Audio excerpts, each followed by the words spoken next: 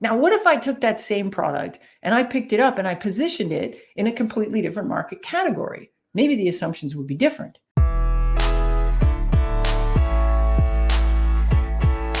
So one of the ways that we set context is through market categories. I like to show this slide. You're marketers, so you've probably seen this before. Scott Brinkler's marketing technology landscape. This is just like what this slide is like, imagine all the software and all the land to solve any problem. This is one guy's attempt to model just one tiny corner of that universe, just to the software that solves marketing problems. Look at that thing. It's horrifying. There's 8,000 products on there. How would I ever figure out what to pay attention here if I wanted to buy some marketing tech stuff? Now you can see market categories are one way to kind of help make sense of this. So you can see Scott's broken this up by macro categories and micro categories. Macro ones are the colors, like red is advertising and promotion, and orange is content and experience. And then inside there's these little islands, and the islands represent the micro category. So let's say I wake up in the morning and I decide, you know what, I want chat on my site, like chat bot on my site. And so I look at this and, oh man, that sounds maybe like social and relationships. And I squint in there and, oh yeah, there's a little island on there. It's called conversational marketing and chat. Great. Now I don't have to pay attention to all 8,000 things. I only have to pay attention to like, okay, it's still way too many, to be honest, but at least it ain't 8,000. But that's not all positioning my product in a market category does. It narrows down the competition, sure, but what it actually does is it sets off a really powerful set of assumptions in the minds of customers about what my product is all about. It works a bit like this. Let's say you guys ever get this show where people come in and it's like a pitch contest and they pitch their product. It's like Dragon's Den in the US, or no, Dragon's Den in the UK and Canada, and Shark Tank in the US. You ever watch it? Anyways, let's say I'm going in and I got to pitch my product and all I'm allowed to say is the market category and that's it. So I walk in and I'm like, hey, I'm here to pitch you my revolutionary next generation, modern, it's so way cool CRM, customer relationship management. That's it. You don't get anything else. Who's my competition? It's Salesforce, right? They're the leader in that market. Salesforce, that's my competitor. Name me 3 features that you think this product would have. Tracking accounts, tracking deals, tracking a funnel, CRM stuff, right? What's the title of the person I sell this thing to? It's the head of sales, VP sales, sales manager. That's who buys the CRM. Now here's where it gets crazy. What's the price? Now, how would you know that? I didn't tell you anything about this product. But if you assume that my competition is Salesforce, they're the leader in that market, I'm not going to charge more than that, am I?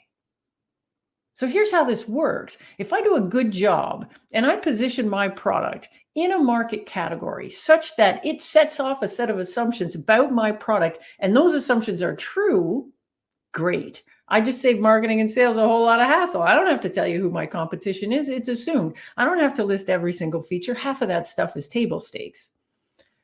Unfortunately, it works the same way if I do a terrible job of it. So let's say I position myself in a market category. It sets off a set of assumptions about my product that are not true. Now, marketing and sales have got their work cut out for them, undoing the damage that my positioning has already done. Let me give you an example. So this is a company old boss of mine, now he's a VC, he calls me up, he says, hey, I just invested in this company and they're great. And part of the reason I invested in them is their customers love them. But here's the problem. When they first start having a conversation with customers, nobody can figure out what the heck it is. I think they've got a positioning problem. Can you help? I'm like, yeah, maybe.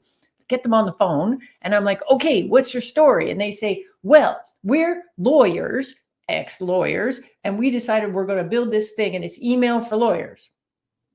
And I was like, email for lawyers. Who knew the lawyers needed their own email? But I'm not a lawyer. Thank God. What do I know about lawyering? That's fine. Email for lawyers. Great. So then they go into the demo and they show me this thing and it's cool. It's like an inbox and the lawyers are having a conversation with their clients in here. And I'm like, hey, how does the calendar work on this email for lawyers? And the guy says, oh, we don't have a calendar.